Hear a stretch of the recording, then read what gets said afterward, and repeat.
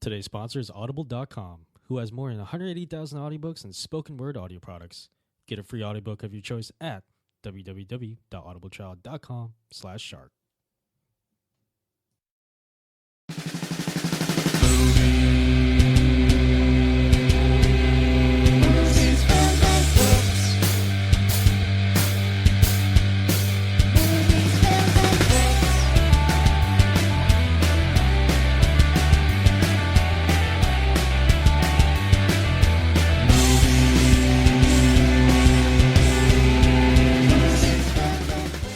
Hey, welcome to the Movies, Films, and Flicks podcast. I'm your host, John Laswa. Joining me, as always, are my co-hosts, Mark Hoffmeyer. Oh, man. I can't believe I made this pod. So last night, I went to go watch a Hateful Eight screening with our fan, Kurt Russell, and the projector broke down because, you know, the specifications on how it should be screened. So they had to call the theater down the road. They brought in their projector, which was about a 3-hour process. So we all just kind of waited, right? Then that projector broke down, right? Then they had to fly in a guy from New York to work on the projector. That broke down. So then we all just watched Escape from New York on my phone. Nice. I think that might be the preferred way of watching that movie, according to Tarantino. You know what kills me is I plugged my phone into the projector and it played it. Just, and everyone left kind of happy. You know, we all forgot that we had been there for close to 18 hours, and we just embraced some John Carpenter and Kurt Russell. Yeah, I think that's prime Kurt Russell, really. So wait, what was the preferred or recommended format, according to Tarantino, for the Hateful Eight? Wasn't it 70? 70, yeah, 70. Yeah, the thing is, even before digital came about, 70 wasn't even the norm. It was 35 millimeter. So I'm not really sure where Tarantino is, or what he's hoping to get out of shooting in 70 millimeter. Now, you were a projectionist for probably 8 years, right? It was a long time. Yeah.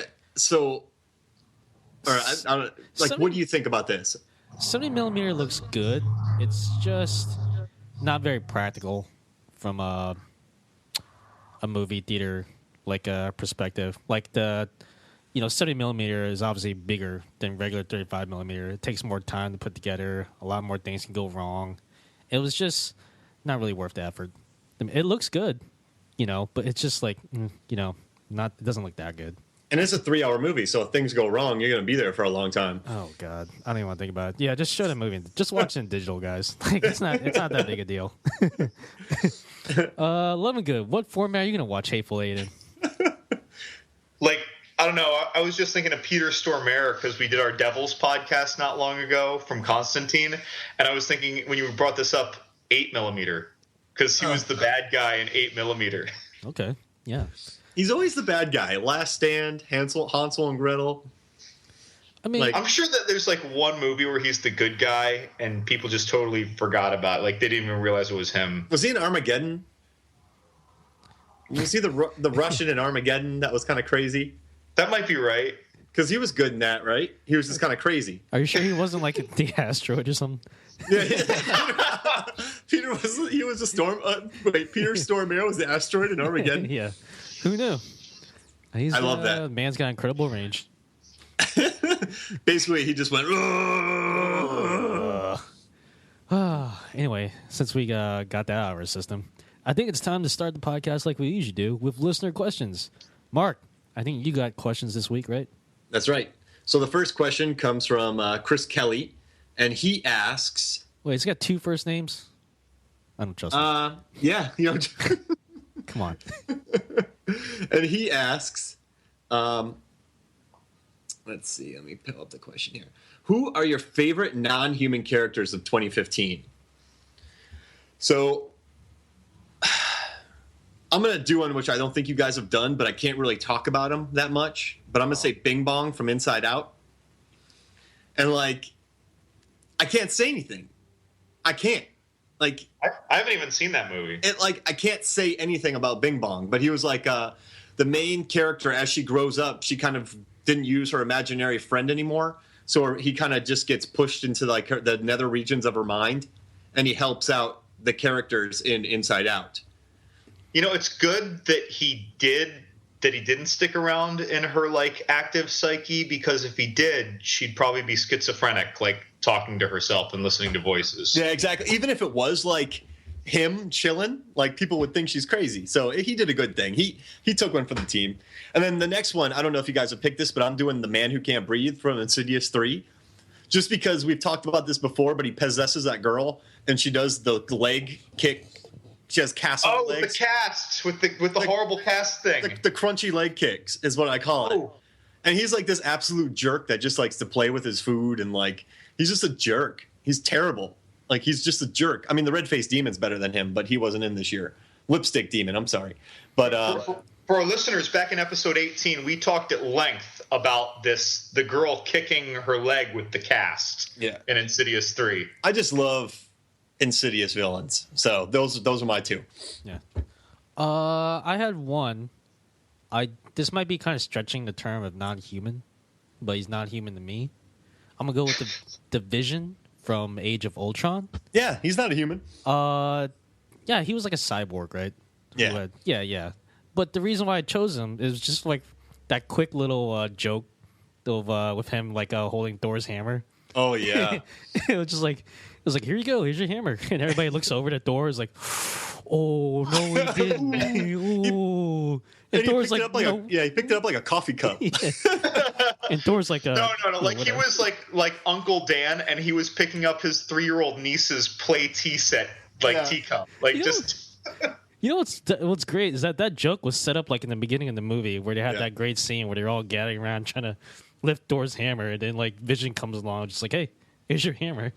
I'm like, oh. But it was priceless, albeit like more subtle when Chris Evans budged the thing, and Thor looked a little nervous for a sec, like his eyes widened, like whoa. Oh, yeah, no. That was funny. I like that. Yeah, no, but Vision was great, man. And then like, yeah, I like me some Paul Bettany, and I mean, I don't know. We'll see how the character kind of progresses in the future Marvel movies, but I mean, for the most part, I'm kind of neutral on him, but. Mm-hmm. I love that little gag, that just did it for me. I got to see him on Cap 3, so Paul Bettany, nice. Yeah, I can't say anymore. It's probably a spoiler. Oh, okay, yeah, just erase that from your mind, you listener. Yeah, they're not going to hire you back for Cap 4 if you talk about this. If they do a Cap 4, actually, he's in the trailer wearing a suit, so yeah. Sorry to ruin your joke there, Lazarus. My bad. It's all right. My jokes are ruined from the beginning. So for my pick, I chose the character that I think made the movie of his namesake, and that was Chappie.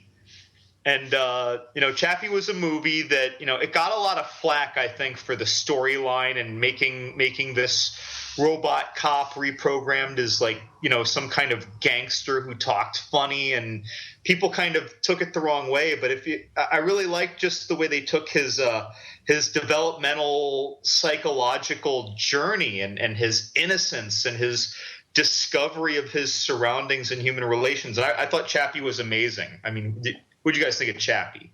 I still haven't watched Chappie. I need to see. You haven't seen Chappie? Yeah, you're like a big time Chappie supporter. I feel like I've heard it all. I feel like I've watched it because I've talked to you so much about it. I haven't seen it either. I was revving up Chappie even on Reddit the other day. Yeah, people were talking about, Chappie was a lame movie. I'm like, yeah, but the psychological and developmental story of the character. And they're like, man, you're right, but the plot sucked. Yeah, you've been banging that drum for a while, so I feel like I know. Like, how I get on movies and I just talk about them, like. I feel like in a bar, if someone's like, hey, you ever watch that movie? You'd be like, yeah. But, probably not because I just talk about it all the time. And then, I need to watch it. And then I also added, I didn't know if you guys were going to do it, but I did Blue the Raptor from Jurassic World. He's the only good part of that movie. And I watched that movie again, and I think I hate it more. But he has a character arc, and you remember his name. I thought someone was going to go with Ava from... Yeah. Ex Machina. See, I thought one of you guys were, but yeah, like Ava from Ex Machina, Louise from Spring, the jerky following creature from It Follows. So there was a lot of good non-human ones, but I kind of wanted to go a little bit different because I didn't know what you guys were going to pick. But I mean, Ava, Louise, I think Vikander should be nominated for an Oscar because her role was really sly in that. I dug her, and I think the creature from It Follows should be nominated for an Oscar too. I'm gonna give no credit whatsoever to the creature and It Follows. Well, that was I just like that as a joke. Like, and the winner is.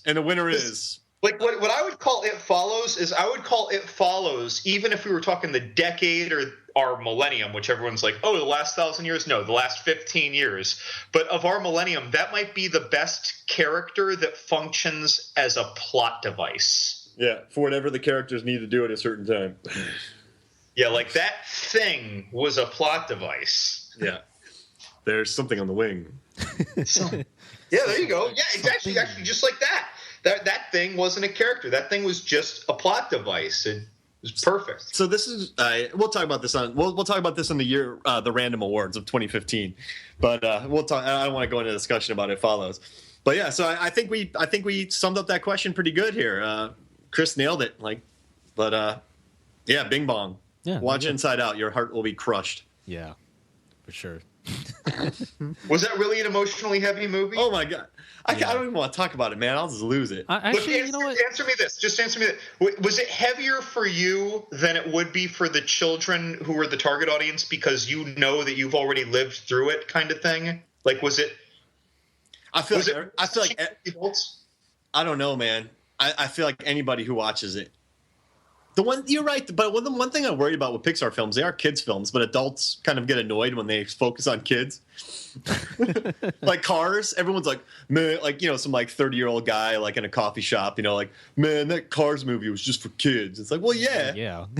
Whatever, man. Toy Story was loaded with adult innuendo, man. Bo Peep and Woody. Yeah. I mean, but that Cars movie, like, it sold like $1 billion worth of cars, which can fund their movies for another 10 years. So, sure, I'll take it. Sure. Right. Inside Out's kind of funny because like it's a good movie, but I hesitate to recommend it because I just don't want to do that to whoever. Yeah. It's like, ugh. It's like recommending Martyrs to somebody, you know, or like I Saw the Devil. You know, it's like you're gonna be wrecked. Oh, it's like, hey, you know what's a good movie to watch on Thanksgiving? Schindler's List. Give it a watch. Well, you realize you have a lot to be thankful for. That's for sure. And then follow that up. I'm thankful that I'm not in that camp.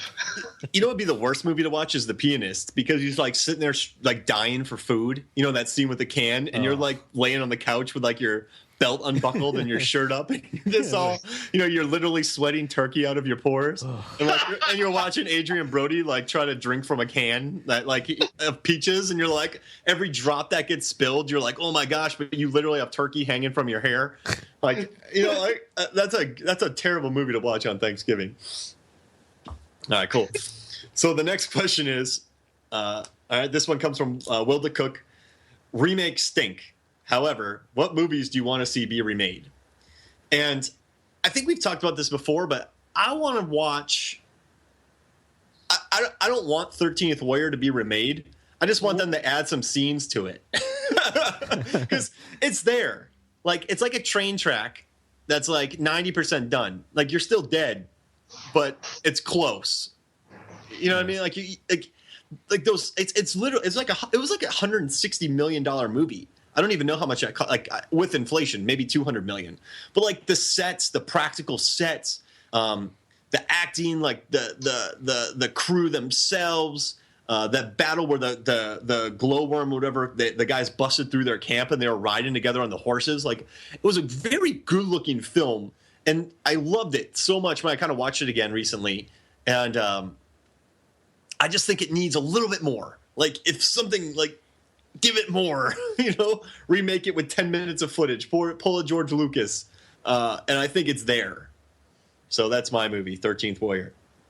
So I actually have two, and I really wish that I knew that I was going to do this when I encountered this stuff, and this is from Reddit, but I really want to give credit to the people who found these ideas on Reddit, but I don't know you people. So if you're listening, I'm sorry, I wanted to give you credit, but I didn't think of it at the time until just now. But someone was making a good point that like Spawn, when Spawn came out, starting Michael Jai White in the 90s and with John Leguizamo as the Violator, it was a dark superhero movie, but it was at a time when are like nowadays we know dark superhero movies, the new Batman movies, Man of Steel, or even The Watchmen before all them. We are now in an era where dark superhero movies, we kind of have an idea of the formula of how to deliver them and have audiences swallow them. Whereas back in the 90s, people had never done this before, really. This wasn't touched on a lot. I mean, look at Dolph Lundgren's Punisher. Yeah. No one really liked that except for super Dolph fans. And then this is even darker and even weirder. And so I'd say Spawn. And before you react to that, I want to give you the other one too. And that's that someone was actually saying that they want to see Willow redone as a trilogy with Peter Dinklage as Willow Offgood.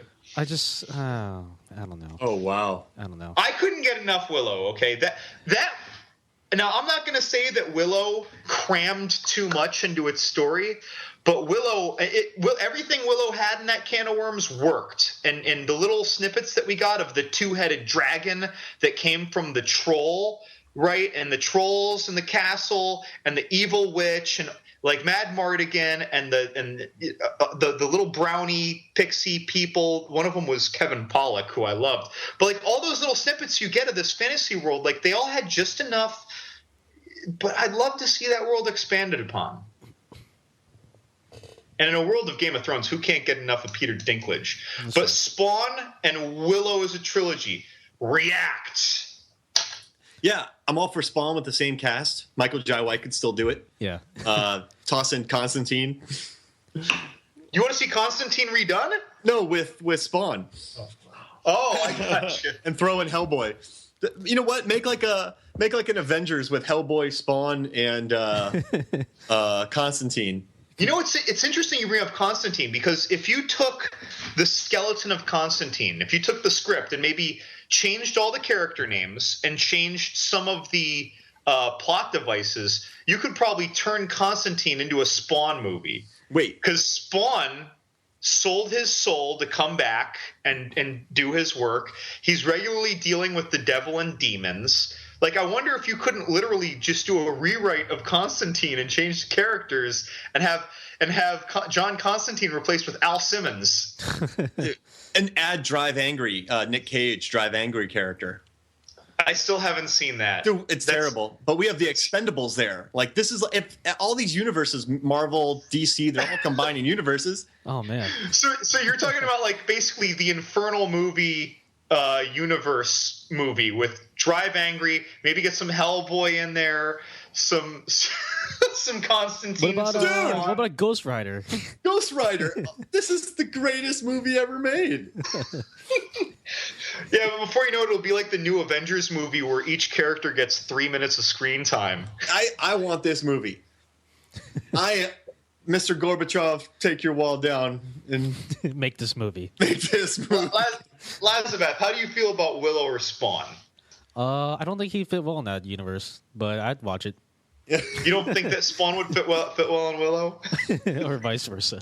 I don't think you could recreate that magic. Do you, Lazabeth of Willow? Just like the randomness of it and like Mad Mardigan. Like, it's just such a cheeky thing. Like, I don't know if I'd want to see like a good drone remake of it. You know what I mean? I think the appeal of Willow is like, or part of the appeal of Willow is kind of the campiness of it a little bit. I mean, yeah, it's just campiness is something you can't really, intentionally create. Yeah. It's just, if they were to do like a remake of Willow, they would never be able to recreate the magic because well, let's just try to make it like campy like the first one. But you can't intentionally make something campy. If you do, you just make it bad. I got to tell you, no one will ever be able to call anyone else Peck as well as Val Kilmer. And like, there was that sword where the guy had where it's just basically over his hand. It was like the most impractical sword ever. But like, I had that toy. It's like, okay, it's like saying like, oh, let's also remake Princess Bride. Like, there's no reason to do that. I feel like The Rock is just going to redo all these and wreck our. Oh, the poor Rock, man! Like, wait, he can't help it if he's the go-to guy for that. Wouldn't it be hilarious if like The Rock was in the remake of Princess Bride, but instead of Andre the Giant's character, he was given like Inigo Montoya. What if they made it like Nutty Professor 2, The Clumps or whatever, where The Rock plays all the characters? Wait, I want a Nutty Professor movie with Dolph Lundgren. I'd watch it. With Dolph Lundgren like playing the fat grandmother and the father and the kid. Yes. Mark, I'm really not kidding. That's just ridiculous enough that if you went on Kickstarter right now and just wrote 3 sentences, I'll bet overnight you'd have $100,000 for that project. I mean, he's doing many people would go nuts for that. You're like, I haven't even talked to Dolph yet, but if we can get $1 million, he might listen. If you commit to $100, you get a DVD, and Dolph will come to your house for a holiday dinner and watch Rocky IV with you. Watch Rocky IV. Good movie. I have my Drago Pop right next to me, actually. Hey, I must break you. Oh, nice. If you give me money for Nutty Professor with Dolph. Well, I mean, he's not Russian. Well, Drago is, not Dolph. Never mind. Yeah, close enough. Yeah, I was using props on a podcast. Sorry, guys. But I love the idea of Spawn. Willow, I don't know. I just can't see it.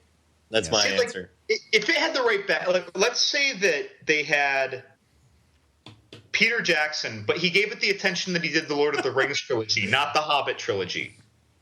You know what reminds me of him? Remember when Gus Van Sant was doing Good Will Hunting 2 in Jay and Silent Bob? And he's just counting the money. Gus Van Sant's like looking through like a big bag of money. I feel like that was The Hobbit. Even though I watch all 3 of them and I own them on Blu-ray, I feel like Peter Jackson was just like, New Zealand's funded for another 10 years. You know, like...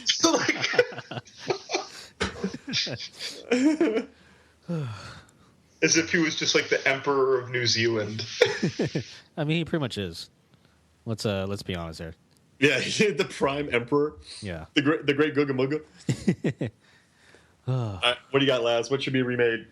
Okay, this one, it's kind of coming out left field a little bit. Well, not really, but Angels in the Outfield. Yeah, that wouldn't be a bad remake candidate. But I'm going with On Her Majesty's Secret Service. Ooh. The George Lazenby James Bond movie. That's the one that I always forget exists. Yeah, the thing is, like, a lot of people, and I would agree too. Like, a lot of people say, like, On Her Majesty's Secret Service, like, it's actually better than most people give it credit for. Like, the story is fantastic. Oh, like, yeah. It shows Bond in, like, in a more human light. Like, he's not like some cold martini drinking killing machine.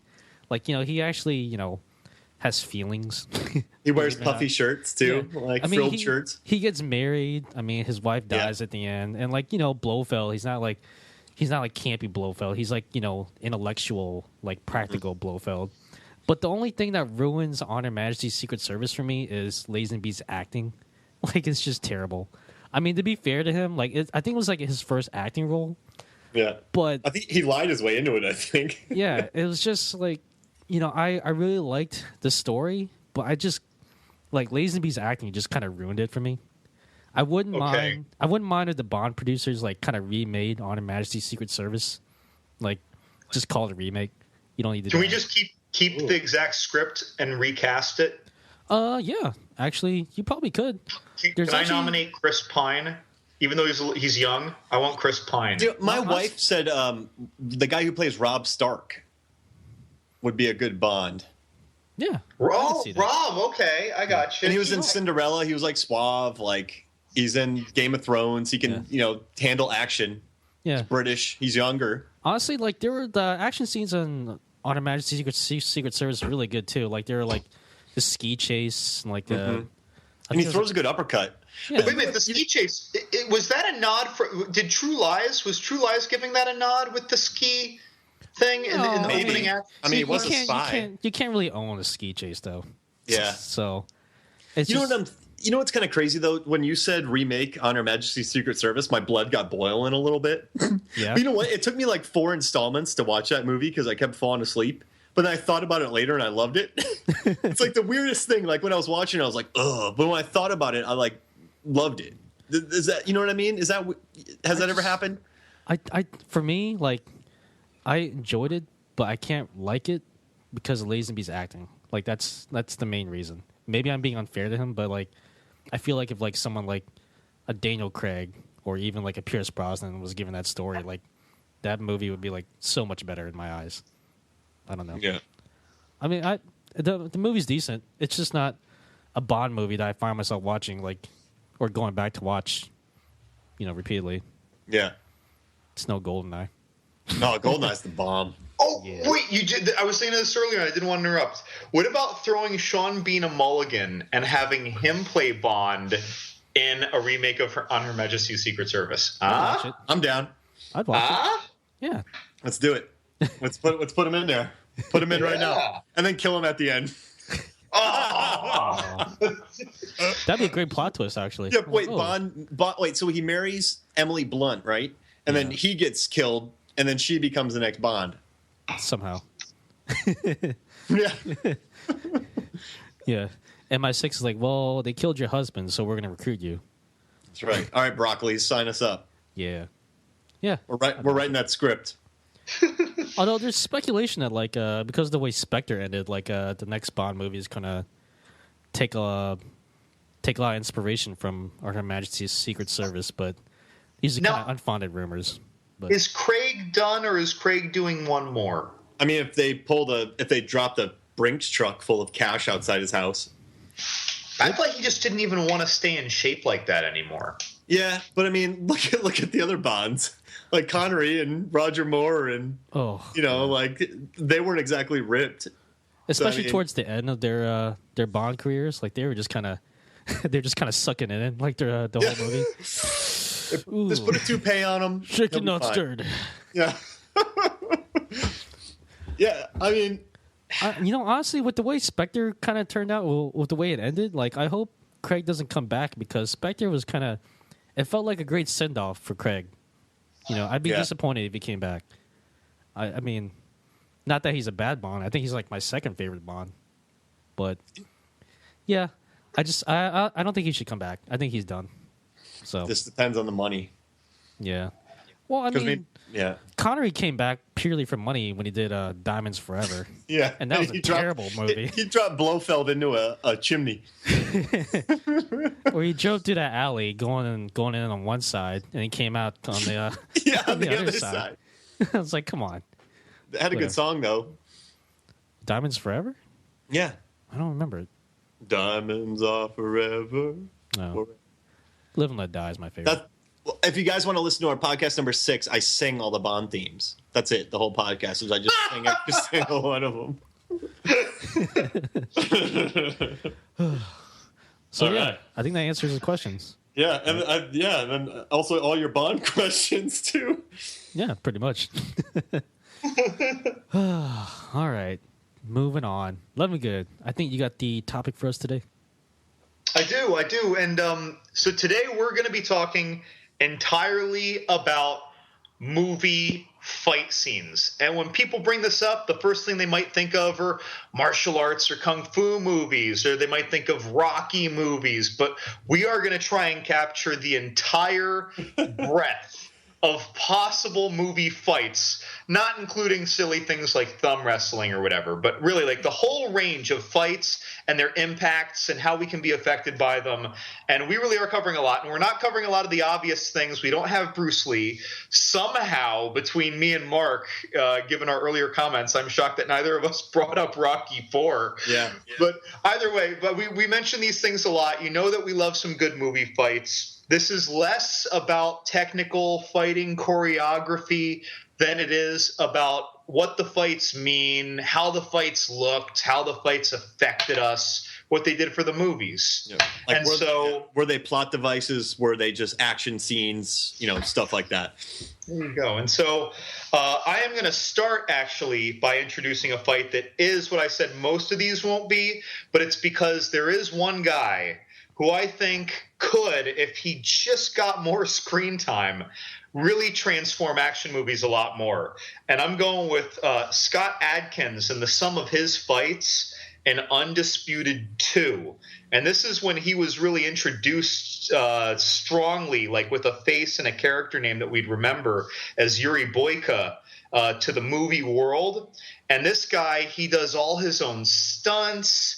He's not doing any wire work. He's doing crazy, crazy maneuvers. He's doing flips. He's doing kung fu theater stuff. But he's like 5'10" and 185 pounds of pure muscle. Can I pop in 2 observations? Yeah, go. I was about halfway through the clip because it's about 8 minutes long, and I noticed that it has 18 million views, closer to 19 actually. It almost has 19 million views. Scott Adkins doing spin kicks. The second observation is a lot of blood and spit fly from people's mouths in Undisputed 2. If you played a drinking game for every time someone got spin kicked and did like the or like their mouthpiece flies out, you're going to be pretty drunk. But that was just my other observation. There's a lot of blood, snot, and mouthpieces flying from people's mouths in these fights.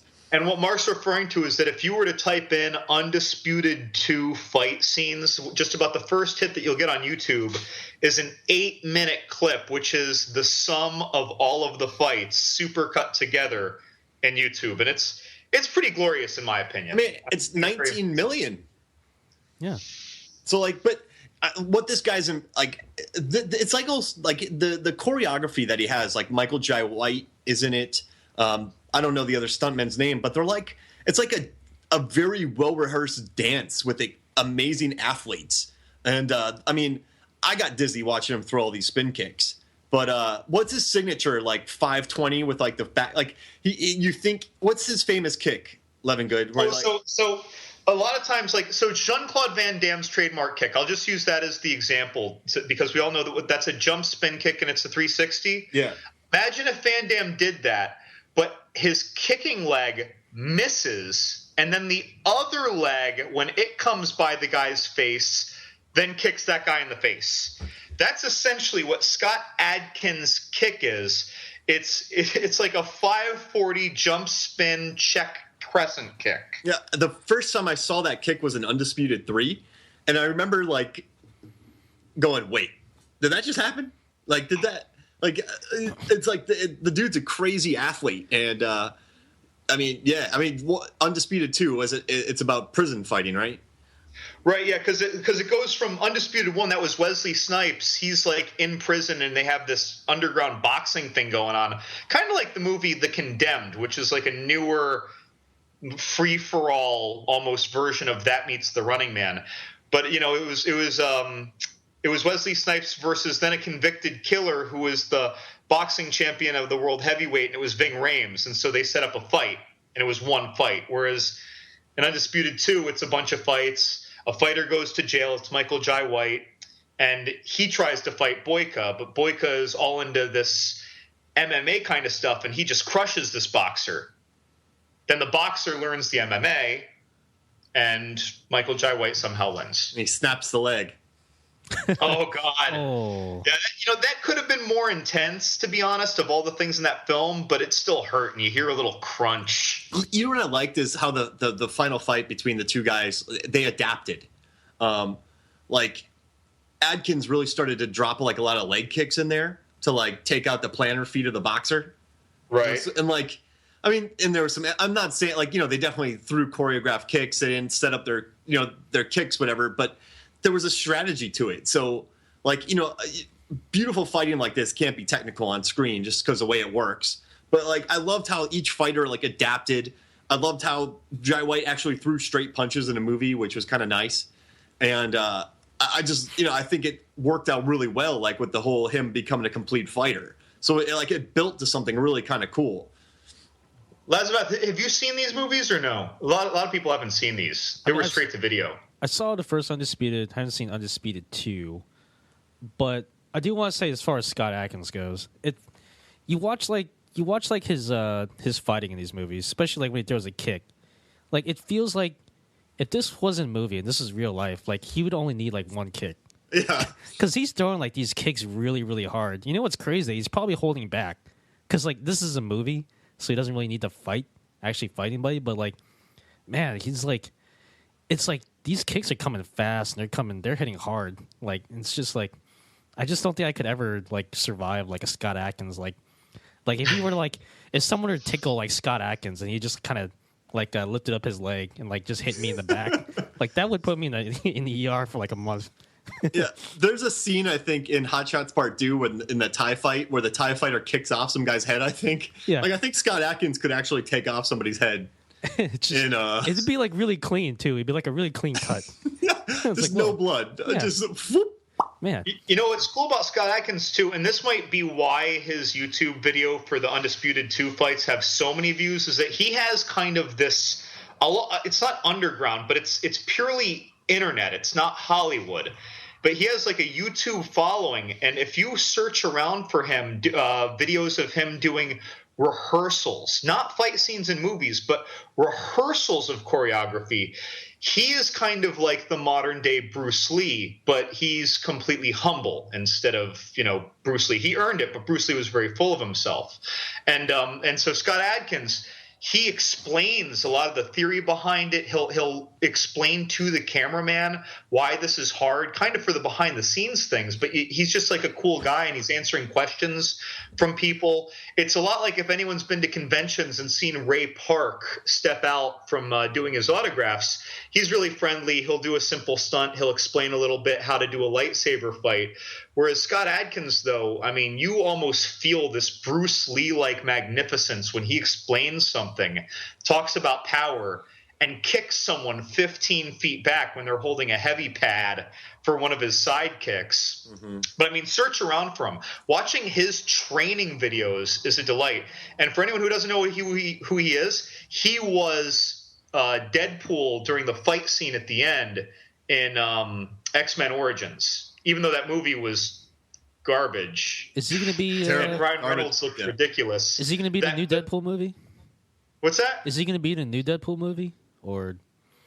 I don't think he's involved with the stunts, because those stunts got heavy into wire work and CGI.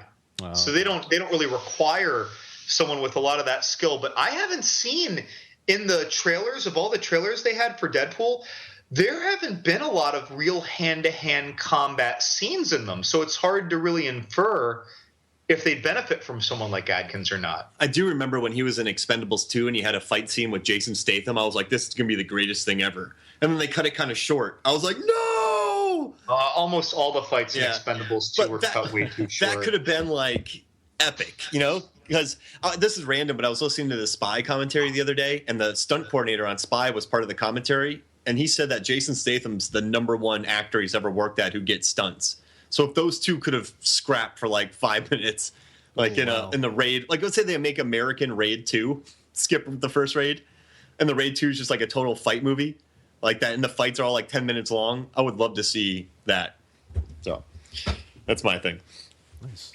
All right, cool. So my next fight, the fight that we're doing next is totally different, but it's the Craig Debo fight from Friday. Nice.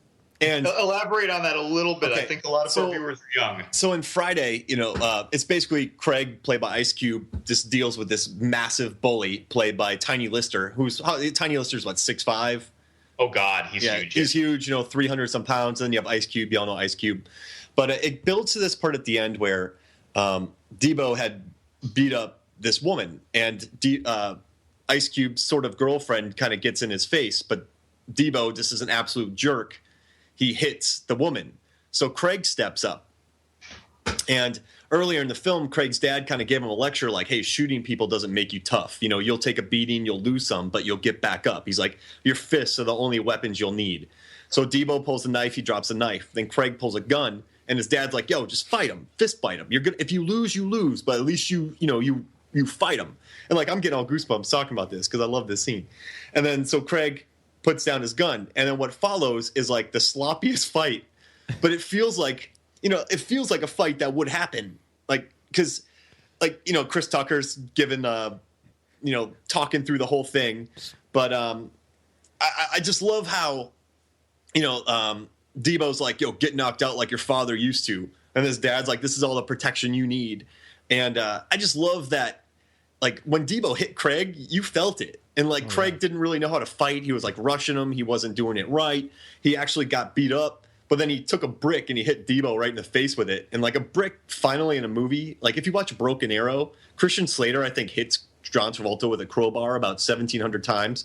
And, like, Travolta feels fine. But, like, this brick, like, whacks him in the face. And then like Craig just like unloads on him, like beats the living daylight out of him. And then like Chris Tucker comes out and like, I just think it's cool that this whole movie built to this. It was like, in that movie, he kind of had like, he wasn't a grown up. He wasn't like a man, he was kind of like, he just wasn't there yet. And like, that's like the night like that this dude like became a man. And like, I just like that two guys like fist fought. Like, Debo put down his knife. Like, like Craig hit him with a brick. That's not really fair. But I don't know. I liked it.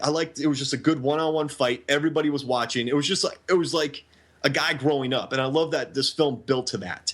And I liked like the message. Like when I was a kid, man, like, I was always down for a good fight. Like, I never thought about using a weapon. So, I mean, like, I don't know. I liked it. I thought when I watched this, I was like 12, 13. I watched this fight scene. I just thought it was like the coolest thing, like what the dad was saying. And I don't know. I just think it's a good fight. And you don't really expect these kind of fights that we're going to talk about. I know there's They Live and The Raid and all that. So I'm not saying it's the best fight, but I just think it builds to a really good conclusion of a good film. And so that's why I liked it. I agree with one of your earlier points. Like the sloppiness of this fight really adds to the authenticity of it. Like Debo, like he's just a big guy. Like he's just using his size. Like he's not like he's not using like professional techniques. Like he's not sweeping a leg or anything like that. And Craig is like he's just a guy. But whatever. Yeah. Like I love the part where like he just kind of rushes him and like Debo is just like beating on his back. It was just like, what are you doing? And Chris Tucker's like, Craig. No, like what's great is that you were just rooting for Craig like the whole time, but you had no idea if he was going to win or not. Like that was like the best part of that fight. Like I don't know if he's going to win, but I'm going to root for him. That doesn't happen a lot in movies. Like whenever like you go into a fight scene, like well he's going to win, but I want to see how he wins. On Friday it's like man he might not make it out as alive. Yeah. So and like even if he would have lost, it would have made a sense for the plot too. So this was like a grown-up version of the meeting the bully at the flagpole at 3:00. Yeah. In the movies of like the 80s or so. And the thing is that it's like that analog that you just made of growing up.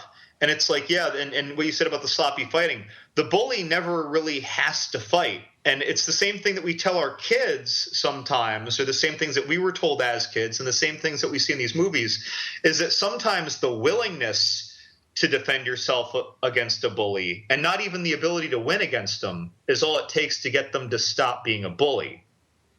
Yeah. Because they're not used to having to enforce their words. They're used to people just kowtowing to their size. And so, Tiny Zeus Lister, his character Debo, like how many punches was he really throwing? Like in the movie, you see him throw a few, but they're the people who are so scared of him, they just sit there frozen until he uppercuts them. And by the way, for all you kids listening, and sorry to the parents for the one bit of profanity, but if you haven't seen this movie, you probably know the line, "You got knocked the fuck out." That's this movie. And you might have been listening to this podcast thinking, what is this movie? I know Ice Cube. He's that old guy from 22 and 21 Jump Street. But no, he was our age once. Yeah. and you probably know that movie line. And this is what it's from. It's Chris Tucker saying that after Debo would uppercut someone, and then it would cut to a shot of them flying through the air, like in slow motion. Like that Fresh Prince when that guy got thrown out of the house. Pretty much, man. But yeah, so all the clumsiness, it made a lot of sense. And what you said about the dad too, like it really was the one part of that whole joke of a slapstick comedy movie that brought it together and made it real. The dad said, you win some, you lose some, but even if you lose, you live to fight another day. Yep. I'm using his voice. I like him from Boomerang, by the way. He was the crazy dad in Boomerang. Gave me goosebumps, man. I love that fight scene. I think it's great. John Witherspoon. But I mean, when you first let me know that you were going to be picking this fight from Friday, I was kind of thinking like, man, like I was hoping you picked something cooler. And then I rewatched it, and of course I haven't seen this movie in well over a decade. The movie's from I think '94. And when I watched it, and again, the talk from the dad and the serious tone and the way it developed, that was a real movie scene. Yep. it was a good. I just like that. I like that it was a fight that moved the story along. You know what I mean? Like it felt great. Like it was just a good fight. So that's why I added it in there. So. And like you said, like that movie really did build to that fight. Not in the sense of a Rocky movie, but it did. Yeah, exactly. I loved it. It just, I don't know. It's a good fight. So nice. It was good. All right. So for my second fight, I chose Hector versus Achilles from Troy, and that's Eric Bana in the best shape of his life against Brad Pitt in the most buff shape of his life. And it is phalanx without the people at your phalanx, fighting with spears and short swords and shields. And I thought this was about the most exciting thing ever. But what really brought it together for me was the way it built up. Because in Troy, earlier in the movie, Achilles' cousin disguises himself as Achilles and fights one-on-one against Hector, Eric Bana, and he kills him. So when they go to face off one-on-one, Achilles and Hector, he takes off his helmet, his biggest protective measure, and throws it on the ground and says, "Now you see who you're fighting." And already it's like badass tone is set. Like they put on the greatest percussion background music for the fight. It was subtle, like it captured you. You kind of got chills. But I mean, come on, guys, was this not one of the coolest fights ever? I watched it again today, and it was just rehearsed. Hey, Sean Bean was in it and lived. Actually, he actually survived an Odyssey in Troy. But never mind. I mean, it was incredibly rehearsed. And you know what? Watching it again, I got really mad because you're sitting there watching Orlando Bloom. Like watching it, looking worried. It's like, this is because of you. Like your badass brother. That was back when he was a wuss. And like his wife is kind of like, she knows what's gonna happen, and that scene in Last of the Mohicans when was it Unka? I think runs up and tries to rescue that girl, and he dies. Like it's a futile, like he's gonna die, and so that Banya is not gonna walk away from this, and so he goes out there and he's like this good dude, a great warrior, a great leader, like a good brother. Like whose brother would do that for him? And he goes out and like he actually slices Achilles across his plate once, which makes him look incredibly shocked, which I thought was pretty cool. And but like it's just like honorable, man. There's like a glory to it. But then you start watching him, and I hate what the director did is he started making Eric Bana like more tired and more tired and more tired, and then Brad Pitt was fine, and you're like, oh no, like it just it plays with your heartstrings too, and it makes you mad. Yeah. Well, the tiredness was because of a lot of the direct blade hits to the shield that Bana endured, that Hector endured. There were 3 direct hits. His Achilles' trademark jumping straight jab to the shield. That's a lot of impact to one spot, and Bana took 2 steps back afterwards. It probably winded him. There was the same thing with the shield earlier. There was when he shoulder butted him through the shield and knocked him back, and then it was when he fell to the ground over the rock. So a lot of things happened that literally would knock the wind out of him. Yeah, and I mean, and plus you're swinging a sword and carrying a shield, and you know what I like though is they added that rock in there because then people can be like, well, if it wasn't for that rock, so like that's he's gonna lose, but you can always be like, well, that rock kind of messed up a little bit. But Achilles was like, "Get up, Prince of Troy! I'll not let a stone steal my glory." Yeah, it's just but like that. Oh, sorry, go ahead. Oh, one thing I really love about this fight is like I really love the shield work. That's not something you get to say a lot. Yeah, as far as fight scenes go, I love the way that they use the shield to just kind of parry like the hits, to kind of use it as a melee weapon. Brad Pitt uses it as kind of like a fulcrum for like his spear or whatever. I think fulcrum's the right term. Maybe, I don't know. Yeah, whatever. Sure. Yeah, whatever. Yeah, when he put it behind his back and like shoved it forward, then swung it around. I'm like, I don't know if that's practical, but it looks cool as hell. I'm like, man. Well, when he put it over his back, he eliminated any overhand slashes at close range. He made, and if you stay close, you have to jab, but you're too close to go for a jab when he stays close. So that's the advantage to having the shield over your back. I kind of wanted to run in there and just cheap shot Achilles though, because I was just like, hey man, let this guy be. Like, I was like, don't kill the Banya. Yeah, but your earlier point, Mark, about like Brad Pitt just not getting tired. I think that was just part of his character because wasn't Achilles like part god, like a. Not in the movie. I mean, in the movie, it's referred to so randomly. I mean, that's right. They didn't really like use the mythological influences in the movie. I forgot. But I mean, he was human, but he wasn't human. Right. I mean, he was known as basically the LeBron James of his time. Yeah, or before Ronda Rousey, before that happened. Yeah. John Jones of his time. There we go. Yeah, he only lost by DQ.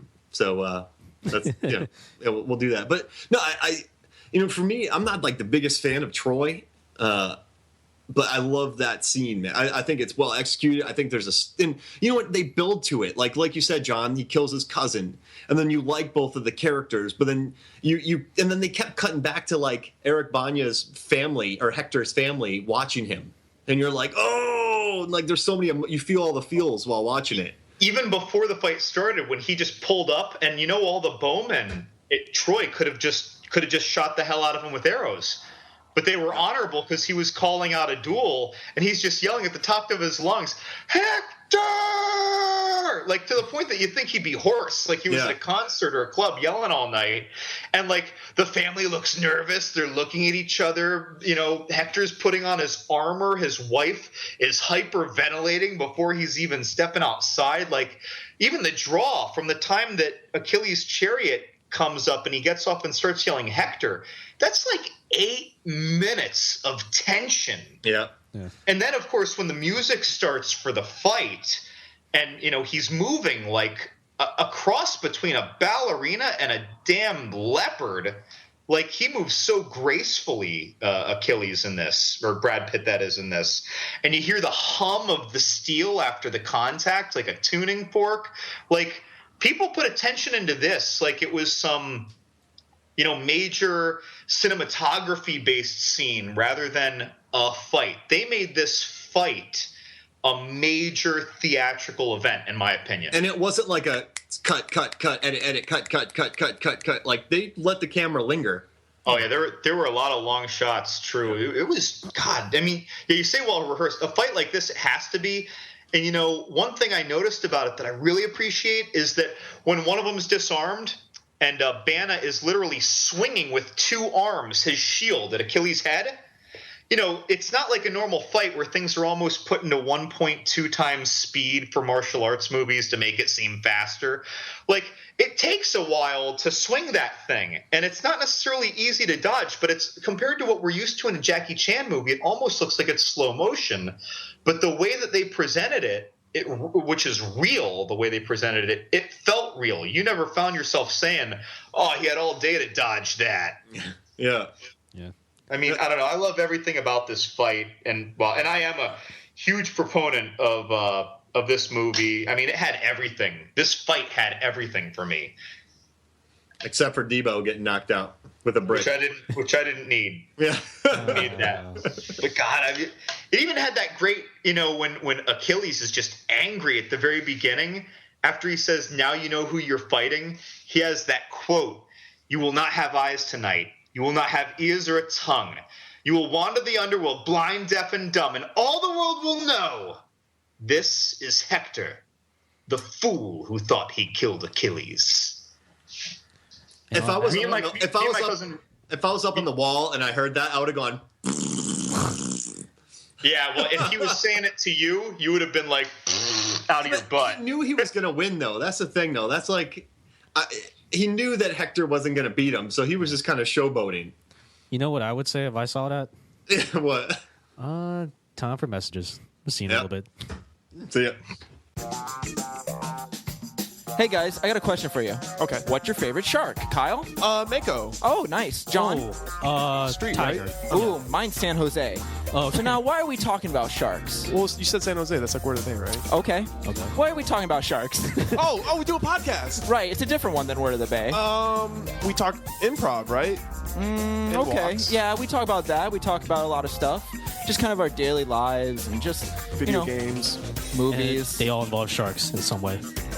Yeah, most of the time. This has gone terribly. Well, oh way. away. Wait, explain to me what away means, please. Away? It's like kind of like a no way, but an okay way. Okay, where can I find the podcast? Okay, Sharkdropper.com. Sweet. Okay. See it. Welcome back to Movies, Films, and Flicks. We had a pretty good conversation there about law students and their association with dwarves and hobbits. They're pretty much the same thing, right, guys? Yeah, I think so. Yeah. You had to have been listening to the conversation for it to make sense. Yeah, I mean, especially in bar fights, you know. Yeah, one of these days I'll keep recording during our break, so people can finally understand where we're coming from. Can we do a podcast called The Break? Yeah. And it'll be like 20 podcast breaks. We'll just make that an actual episode of Movies, Films, Flicks. The Break. Special bonus episode. All right. Mark, I think you have the final listener question for us today. Right? I do. And the last question comes from Mikey. And he asks, what happened to that cave troll that had a battering ram on its head in the Battle of the Five Armies? So, if you're Dead. yeah, It's dead. no, it's not. There's no discussion. No, That's a dead troll. So if you missed it, there's a scene where there's a cave troll and he has a battering ram on his head and he runs into a wall, knocks the wall down, then falls back and kind of goes woo and falls back unconscious. So this is what happens. His body is limp. The entire battle goes on, right? Everyone, they lose and stuff. He kind of wakes up later when his army's lost and no one's really focusing on him. He takes off the battering ram. He just runs to the nearest cave. And he lives a happy life. See, I had like a similar theory. I do agree that he just kind of quits the battering ram life because that you can't really sustain that. But there's a movie about it. It stars Will Smith. He's a doctor. That cave troll has multiple concussive disorder. It's coming out soon. I feel like the cave troll signed up with a temp agency. He's working doing some type of data entry job somewhere. Just really enjoying life. Man, I don't have to use my head as a batting ram anymore. I could just just chill, talk to Janet during break. I bet he's writing really big scrolls. Yeah.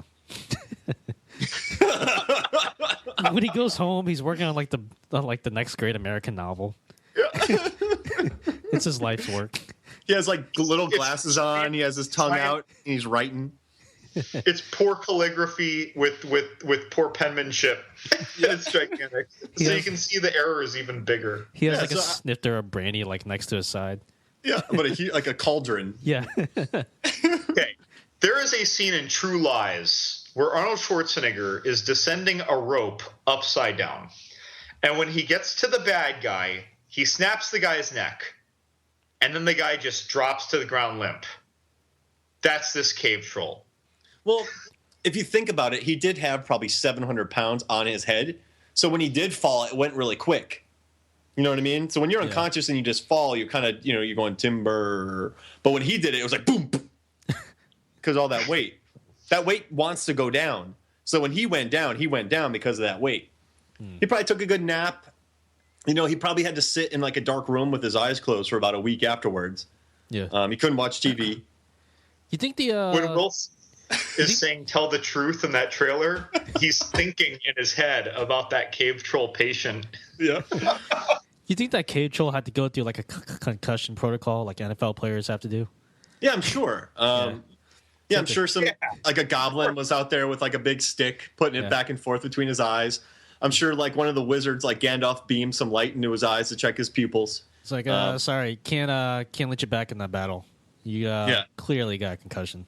So. Yeah, he had to pass protocols, Sauron protocol. Yeah, poor guy. Yeah, but I think he's still with us. You think so? Yeah, I do too. I agree. I think that's a dead cave troll. No, it's 2 against 1. He's on break right now with Debbie. They're enjoying some pastries. Talking about last night's Master of None. Yeah, the last night's Quidditch match. Yeah. He's living the good life now. Yeah, I think he has a really big apartment. He probably had to get a loft. I mean, he's solidly middle class. He's just kicking it.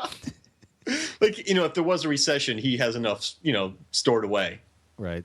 He has a nice crag side keep in Riverdale. It's it has some nice windows. It's on the water. Yeah, he's working on his 401k. Just, yeah. He's got things all figured out, man. Yeah, he's happy. He's happy with his life. I mean, there's something. After that impact, I think he has a lot of difficulty figuring things out mentally. Yeah, I mean, he does get, he does forget things. His short-term memory isn't that great. Right. But, other than that, he's doing the best he can. He needs an abacus to tell you how old he is. Carry the one. So, perfect. Yeah. I think that's he's doing pretty well.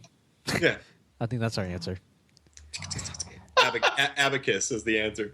I like the sound effect for the abacus.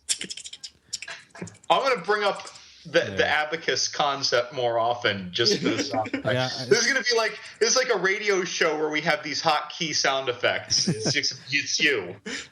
All right, I don't use an abacus too often, but I don't think it sounds like that. You sound like a lizard.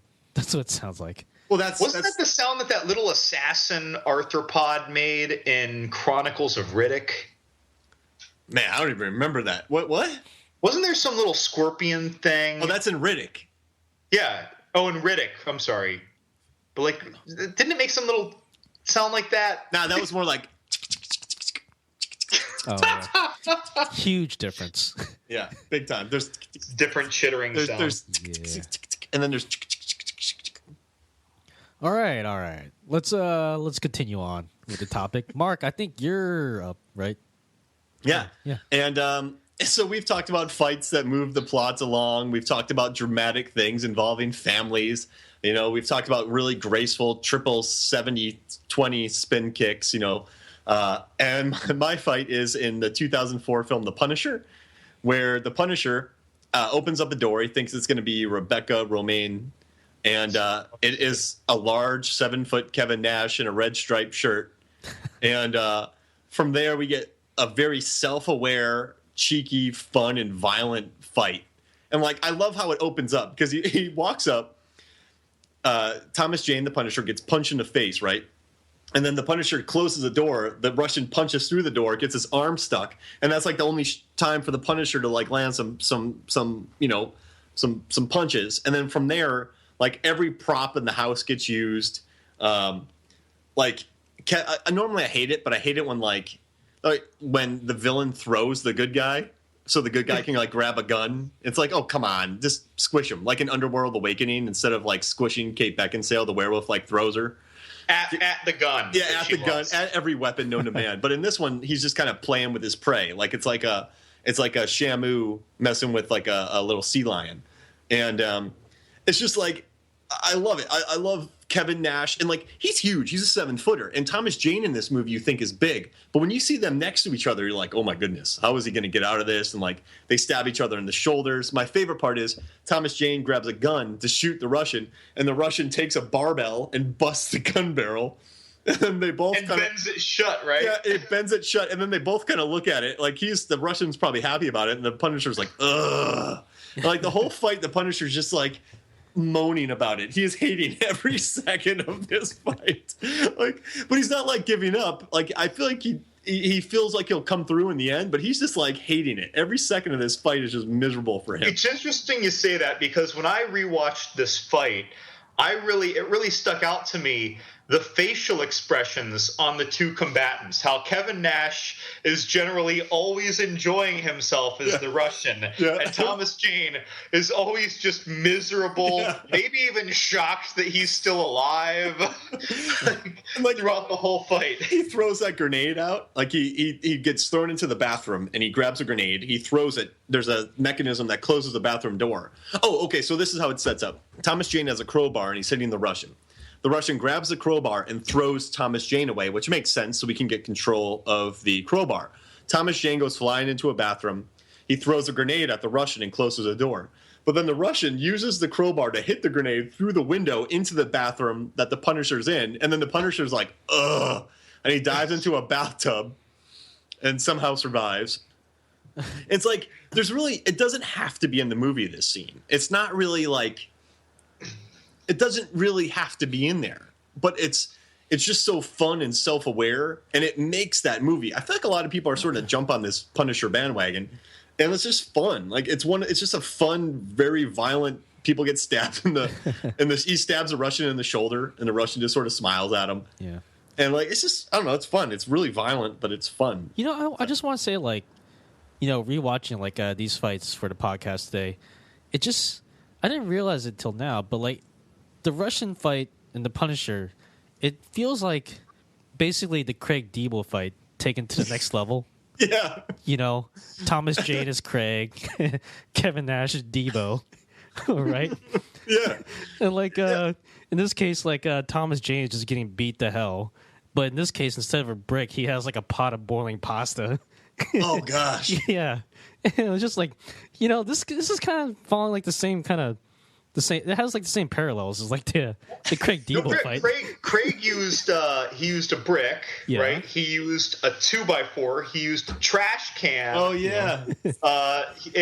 So there was a lot in there, and Debo literally used a car nearby to throw Craig into it.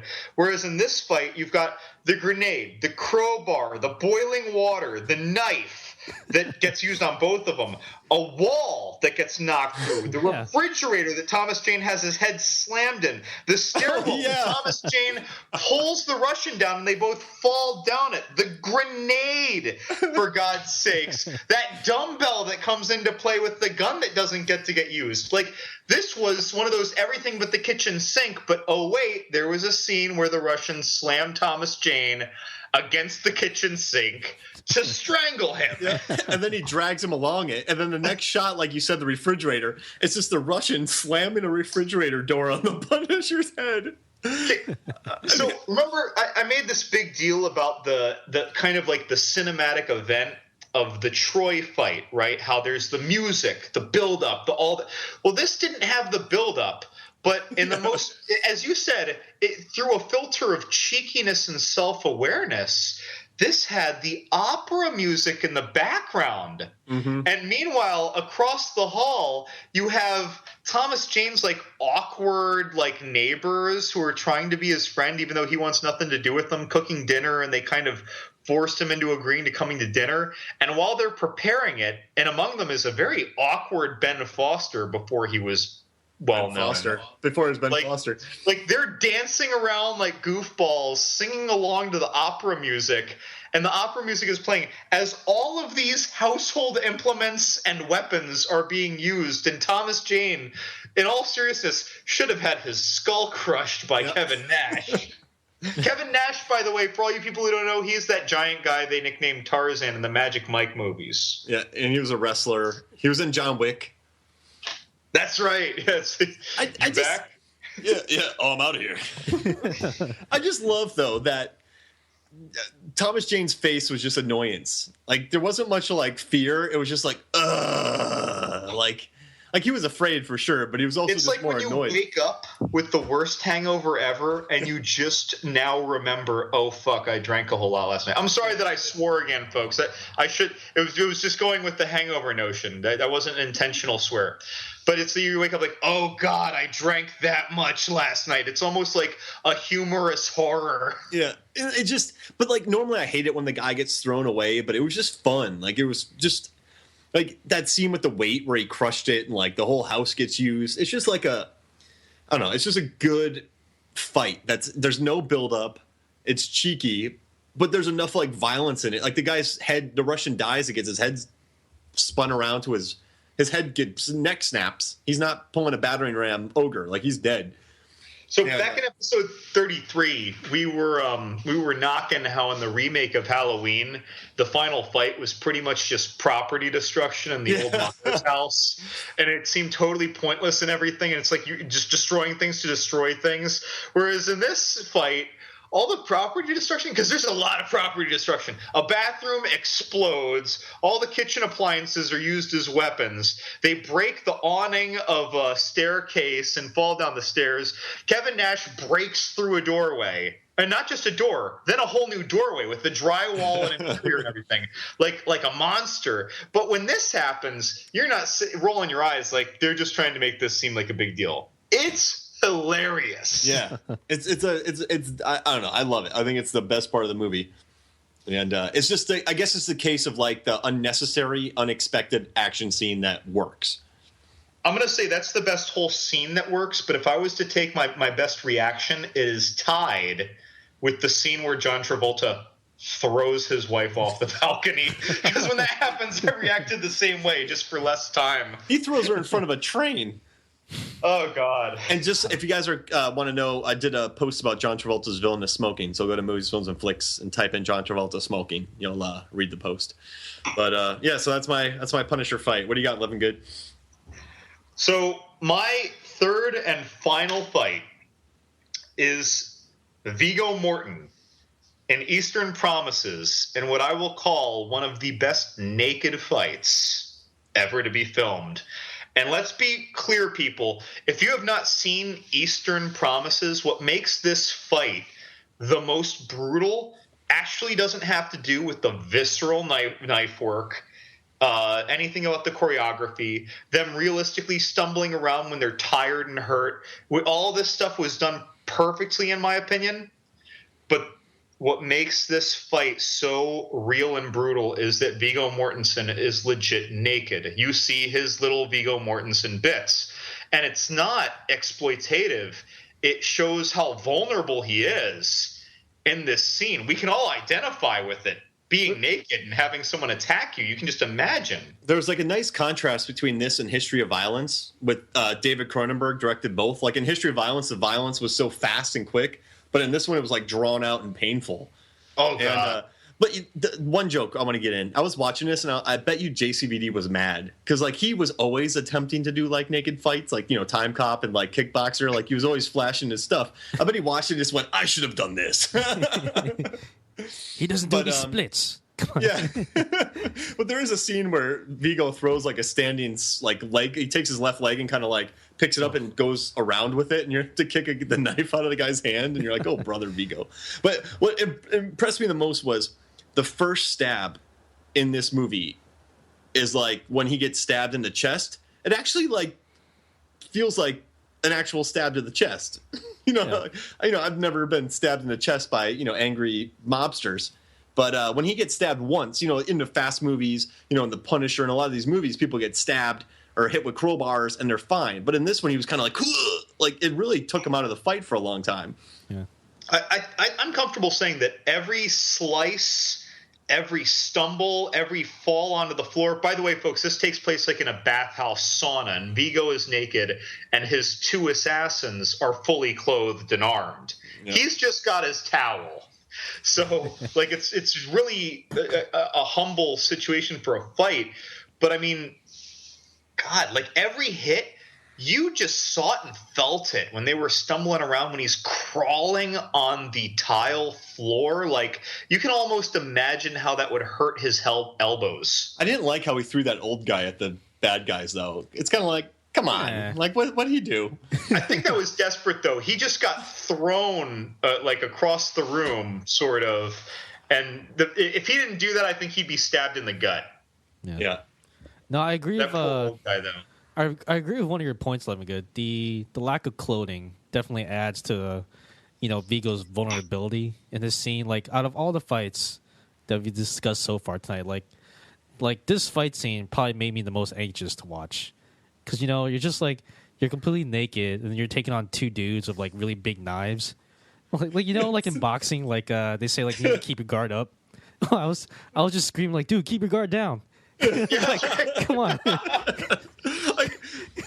What's weird is like nothing is really more vulnerable, but like in your head, you're kind of like, come on, that's gotta affect you. What are you doing throwing a kick out there? You're just like, you know what? I'm not trying to be gross or silly right now, but okay, we were all at some point around the ages of say 15 to 22, and at some point, maybe because of alcohol or college dares or something, you might have been naked somewhere.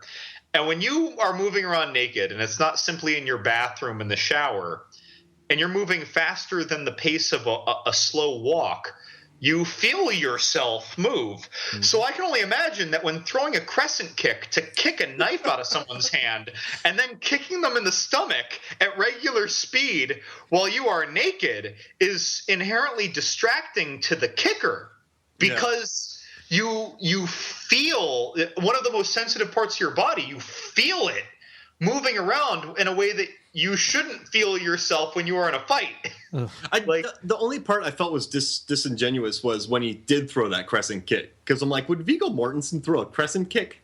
Like, that was the only part that that part took me out of the fight a little bit. Yeah. But other than that, man, I love some Cronenberg. Would it make more sense when you consider at the end of the movie you found out that he was a special operative undercover? Yeah, I just like the way he was fighting. Like, the crescent kick, I was like, what? Like that. Yeah, like he threw some very aware blocks. Yeah. Oof. Like, he was an excellent practical fighter. And then at the end of it, he's crawling over the big guy. The big guy pulls a knife out of his chest, and then he gets, stabbed in the eye for doing that. So I guess the moral of the story is, if you're laying there and you have a knife in your chest and the guy's going to roll past you, just lay there, because if you don't, you're going to get stabbed in the eye. Dude, and when that was in his eye, Viggo was quaking. It's not like he was shaking the knife around. Like, his whole body was quaking, so it made the knife move, and it made the guy's head move. And you heard this sound, and it sounded like a half-full jar of jelly with a knife being shaken around, and it just swirling around. It sounded messy. That whole fight was just it was so rough. Those brains were getting rattled with that knife. Woo! Oh man, this. I think that we are on to our last fight. And wait, hold on. I feel like we're channeling some greatness, because if I remember back to episode 27 of our podcast, we spent a lot of time talking about a particular actor and some of his silly fights. But and then from there, what we built on was I was like watching his final fights again, and what I realized is, in all of JCVD's 80s to early 90s movies, his villains do incredibly stupid things. Like was it Tung Pao from Kickboxer? He's like, JCVD's throwing the fight in Kickboxer. He can't get knocked out. Then when he turns it on, he destroys the guy. In Bloodsport, good old, what's his name? Chong Li. Yeah, Chong Li. He literally spends 30 seconds digging powder from his pants. He blinds JCVD, then he dances around for about 3 minutes. Like, everyone makes terrible decisions. But the worst decision, and so for me, JCVD in these fight films, they all build to them fighting the big bad guy, the mythical bad guy. Whether it's The Quest or Street Fighter or all these movies, there's always the big fight at the end. But Death Warrant is the most disappointing of all of JCVD's final fights. As a huge Van Damme fan, I can comfortably agree with you that this is probably his most worthless final fight. So the fight starts, right? JCVD's walking, right? And out of nowhere, this massive wrench, probably 2 feet long, flies out of the mist and hits JCVD like right in the face. Right off the bat, he should be dead, right? And then this guy, I'm picking a lot of tall characters today. Debo, the Sandman, and the Russian. The Sandman picks up the wrench and just does some terrible wrench work on JCVD. I mean, we're talking, it's like not a real wrench. Like, this really. This is not like the Furious 7 wrench fight. Yeah. This is like I've never even used my arms before wrench fighting. I have a plastic wrench and I'm trying to make it look like a real wrench. And then for some reason he hits JCVD in the head. And then he disappears, right? And then he hides. Yeah, and but like JCVD is like down for the count, and the guy goes and hides. Yeah, and then JCVD for some reason starts doing his blind acting, where he's like where he has his hands out like he's gonna like hug you. And this was just a year after Bloodsport. Yeah, and so he's like, and then the next scene he's running, right? And then he runs past the Sandman who's playing hide and seek, right? And then he wanders around for a couple minutes. The Sandman catches him. The Sandman actually hits JCVD in the nuts, which I kind of appreciate, because JCVD does a lot of nut work, hitting people right in the nuts. And then the Sandman grabs a light bulb. This guy is like 7 foot tall. He's a serial killer, one of the most brutal men in the world. And he grabs a light bulb and he breaks it. And his light bulb fighting is kind of like someone coming to hug you, Like he kind of like he's holding it out there like he's going to walk up to JCV and hug him, but just picture a light bulb in his right hand. And so he's doing like stupid little thrusts. The fight scene goes on a little bit longer. And this is how the fight ends, right? You know, normally fighters have great, you know, finishing lines. People go, they die. But the Sandman walks in front of a boiler, right? Or a furnace. He opens up the furnace door, which is, you know, the furnace is, of course, on fire, lots of fire. He stands in front of the open furnace door. JCVD does a spin kick, then moves forward about 5 feet in the air with a front kick, like a Scorpion from Mortal Kombat, and he kicks the Sandman into the fire. So basically, the Sandman opened up a furnace door, stood in front of it, and got kicked into it. And that's he may as well have just yelled, "This is Sparta," but then been the guy who got kicked. Yeah, and it's like, but then JCV does a spin kick from 5 feet away and just sort of floats towards him, and that's the end of it. No. Then the guy crawls out of the fire. Oh yeah. But like, it's just like, you're like, oh, like, and so you think about all these JCVD fight films, and you're like, you think about, I guess Universal Soldier was okay, but like Dolph, you know, threw him around a lot, and he never blocked. Dolph stood still while JCVD kicked him 4 times in the face, and Universal Soldier didn't move. You know, the Quest is terrible. He just threw him away. Lionheart, there's that guy Attila who just throws open hand slaps. Well, now I'm not trying to say that it didn't look stupid, but I'd like to defend Dolph and Universal Soldier for just a moment, because those guys were kind of like the T-800 and Terminator. Mm-hmm. They took time to process things. They didn't think straight, whereas Luke Devereaux, Van Damme's character, was kind of freed of that. So he was a free-thinking person, but Dolph Lundgren was kind of like a slow computer. That makes sense, but because of the way I wrote my post, I'm going to disagree with you. I mean, in the final fight of Universal Soldier, though, Lundgren wasn't like that. In the final fight, he had no excuse. Yeah. But earlier in the movie, before he was kind of freed in the same way that Van Damme's character was, earlier in the movie, it made total sense when that was happening, when Van Damme was totally outdoing these other guys. And like, yeah, the final fight, and then the final fight is Cyborg. The guy, the Fender, pulls out a massive knife and does nothing with it.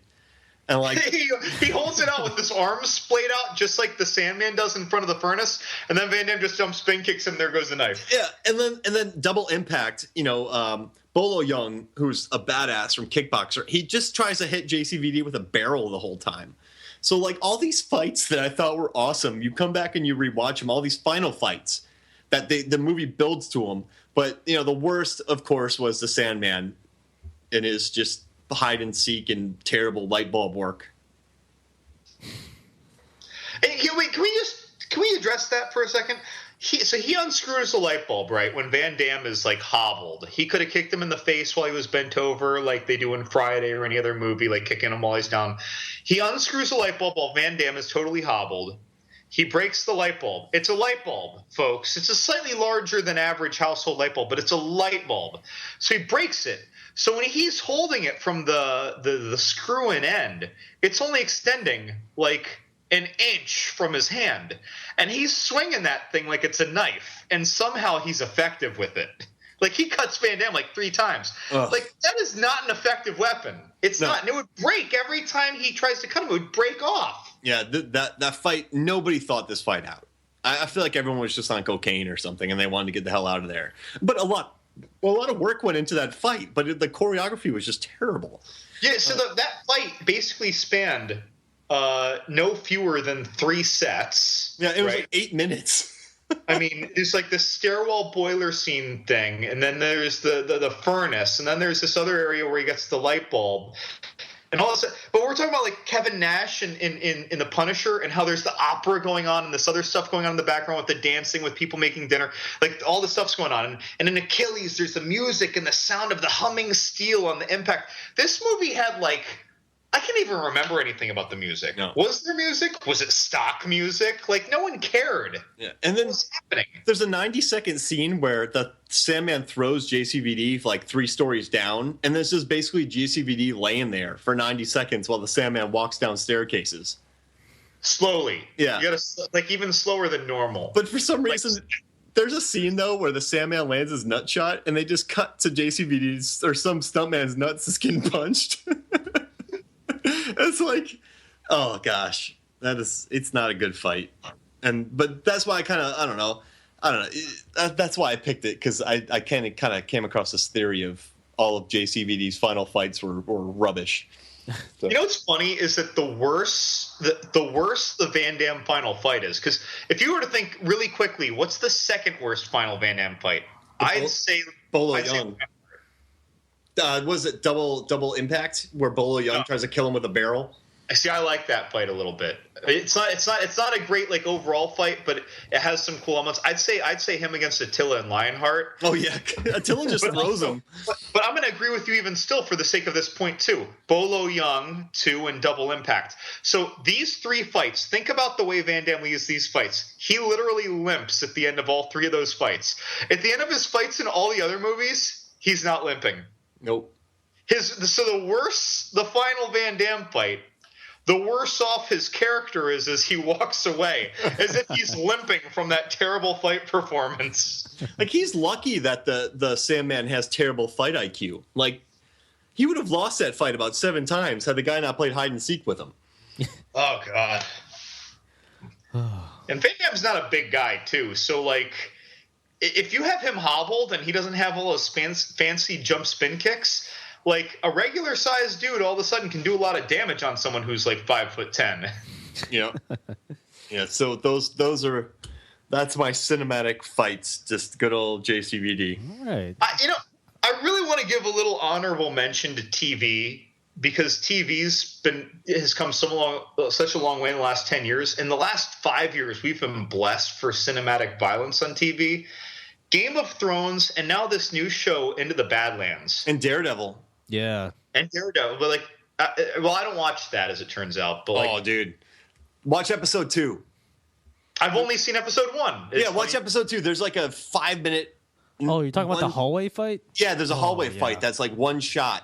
It's like the Old Boy, but it's we didn't talk about the Old Boy fight, but everyone knows about that. Yeah. But the hallway fight in Daredevil is like a 3-minute long tour de force. It's amazing. You got that. You got Game of Thrones. There was the Mountain versus the Viper. Oh yeah. The finale of a season ago, like, that was an amazing event. If you guys don't know it, look it up. The Mountain final fight against the Viper. I mean, in the Badlands, the opening fight in episode 1 of the Badlands, I think they're on episode 4 now. It had this guy who actually reminds me a lot of Donnie Yen, but his fight choreography is a lot like Jet Li with all the limb cracking. From like Fist of Legend. This guy is he's committing wholesale murder. I mean, the fights are good. TV suddenly has good fights. 10 years ago, this wasn't possible. You couldn't flip on TV and find a good TV show with awesome fights. It didn't exist. Yeah, it was basically just Tony Soprano whapping on somebody. Like, there wasn't like a big fight scene. Backhanding someone was more convincing to me than anything from Kung Fu, The Legend show, whatever, or Chuck Norris's Walker, Texas Ranger. That was garbage. Yeah. Like, there is no fighting in these shows. Yeah. Yeah. All right, guys. Before we sign off, I want to ask like one final question. If we took all the combatants from all the fights mentioned tonight and locked them into a battle royale, who would come out the winner? Achilles and Scott Adkins would decide not to fight each other. I think it would come down to Achilles versus the Punisher. You know, then again, Vigo really is the best grinder in a fight. Yeah. Like, because, like, even though, like, it would look like it's like back when we were kids and we'd watch the Royal Rumble and, like, WrestleMania 20 or whatever, or WrestleMania 3 if you're older. Like, they'd have the Royal Rumble and there'd be, like, 20 wrestlers in there. And sometimes it's the guy who's sneaky or the guy who hides in the back that you think is losing that ends up winning. Like, he sneaks up on the two big guys, tire each other out, and he pushes them out of the ring. It's like, I wonder if Viggo Mortensen from Eastern Promises wouldn't be that guy. Like, he's just crawling around hurt, and then he stabs you in the ankle. Is he naked the whole time? Like the WWE Royal Rumble, like the one guy like always goes under the bottom rope, and he kind of wanders around the outside, and he can come back in. Yeah, they get 30 seconds. Yeah, that's like Vigo. Vigo just gets in, gets knocked out. He's like the guy from Hobbit. Like he gets knocked unconscious and comes back at the end. But here, like, all right, so I think it would come down to Achilles versus Punisher. And because I'm annoyed at Achilles for beating Hector, I think the Punisher would grind it out. See, this is how I see it going down. I think it comes down to Achilles, I agree with you there, versus Craig. Like they're like outside the walls of Troy, like Chris Tucker and like his dad, like are on the walls. And Craig is an Ice Cube is going to beat Achilles stumbling around. Hey, that rock! Yeah, no, like the thing is like pick up that rock. The thing is like he pulls out his gun, but then like his dad like on top of the walls. He's like, "What are you doing? Just fight him." He has that flashback, so he puts the gun away. Wait, hold on. Vigo is crawling around and he severs Achilles tendon. No. Like Vigo's been taken care of. Like it comes down to Craig and Achilles. I want to hear this. Yeah, right. Like Chris Tucker and his dad like on top of the walls of Troy, like cheering him on.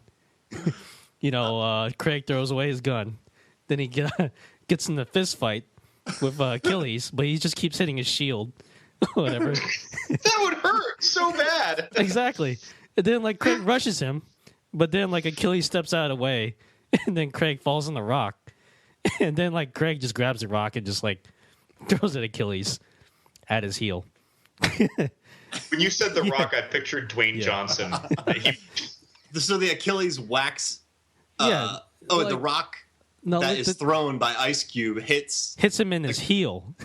So Craig inadvertently hits him in his like Achilles heel. Achilles tendon. So a missed throw, like kind of like when Han Solo killed Boba Fett on accident. Like Craig takes out Achilles by accident. Yeah, because he didn't know it, but he hit his heel, and that's his weak spot. So I was like, oh man, yeah. I think Craig from Friday wins it. And then could we have Chris Tucker going, excuse me for my language, you just got knocked the fuck out. Yeah. That would annoy me about as much as when Darth Maul didn't win that fight in Phantom Menace. I think all rules are out when you bring in Craig from Friday versus Achilles from Troy. And then I picture the troll waking up in the background, or the ogre waking up in the background, just going, Oh, I'm out of here. Yeah. I'm surprised, Mark, that you didn't bring up a fight where Jim Varney is holding a jar of white fluid in front of a troll named Trantor. I'm surprised you could resist all those fights. Bulgarian Miak. I wanted to expand this week. Like my immediate thoughts were like they live, Ernest Scared Stupid, but I'm like I made a concerted effort to bring something new to the Bulgarian table today.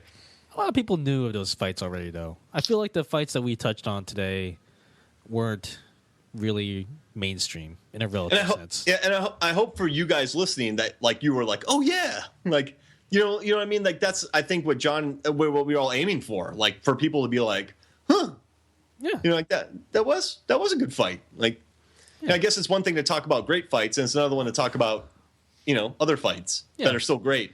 Because sometimes good fight scenes don't always happen in good movies, so a lot of times good fight scenes aren't always seen. Yeah. Undisputed 2 was not a good movie. It had great fights. Yeah. But I mean, watch them. Watch the third one. The third one's good too. And the Universal Soldier movies that are direct to DVD, they have great fight scenes between Adkins and Andrei Arlovsky. Friday is a great flick, but it's not a good film. But that fight was like a film fight. Yeah. Yeah. All right, guys. Before we sign off, do we have any plugs to make? Movies, films, and flicks. If you like our podcast, head to iTunes, give us a subscribe, rate, review if you have time. We just want to hear back from you guys. And if you have any questions, find us on Twitter, find us on Facebook, message us on our website. We want to answer your random questions. So give us random questions. If you're listening to this right now and you're busy or in your car, don't text when you're driving, or do, whatever. And just send us random questions. We want to answer them. And of course, special thanks to Shark Dropper, who actually is our producer. And they produce a lot of their own podcasts that are well worth a listen as well. They've been around before us, in fact. They do everything from fiction to random rantings that are well worth a beer and a chat. And I'd also like to say, don't forget to tune into Blog Talk Radio. That's where you can live stream us, all of our old episodes. Blog Talk Radio, movies, films, and flicks with an X. And I'm going to give another thanks. I did it last week, but I'm going to say it again to Crash Palace Productions. Crash Palace has a podcast. They gave us a nice thank you for supporting them through media recently, and I just want to throw that back. They're pure horror, by the way, Crash Palace. Cool. All right, guys. For my co-hosts, Mark Hoffmeyer, Kurt Russell, John Levingood. Good night, everybody. I've been your host, John Losswood. Thank you so much for listening, and we'll see you guys next time.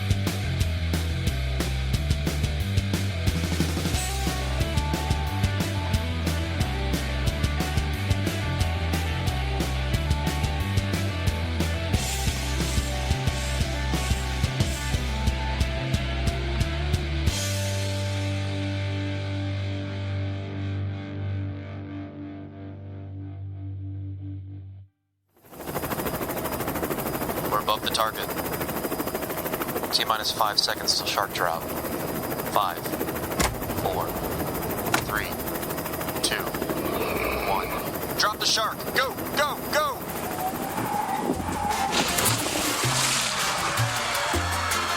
This podcast is a Shark Dropper Studios production.